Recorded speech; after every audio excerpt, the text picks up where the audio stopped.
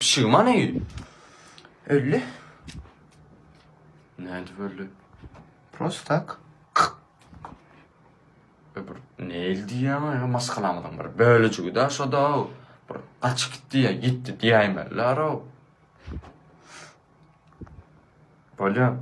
Annenim. Kaç gitti? Блин, такая мокрая возле тебя.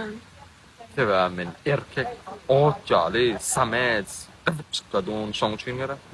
Yok, ты тыкут, блин, долбоёб. Yoktu bunu na yolku görmedin mi?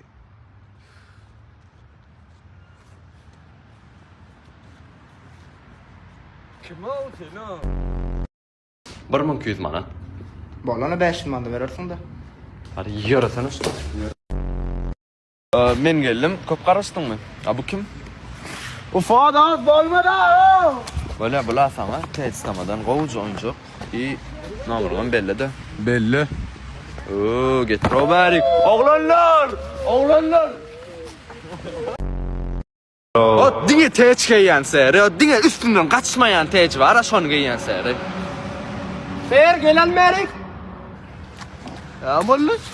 Ser tanıyan mı? Yok. Bollulay kuçordular. Gel urağın da kaydıp gelecek, gel o şurayan. Uy, bolya mesele mi? Hep şuna duruyor. Keyfine. Emme da deden böyle. Amur. Öýörän, unsurlar dökýän, ondan bütün öýü bar ketýän, ondan pasyldalar ýuýan, produkta da men gittim. Mene çekel.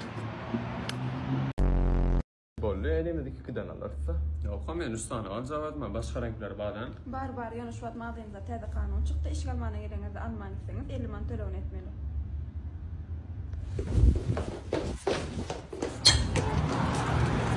Привет, я в пояйма. Ай, пацана.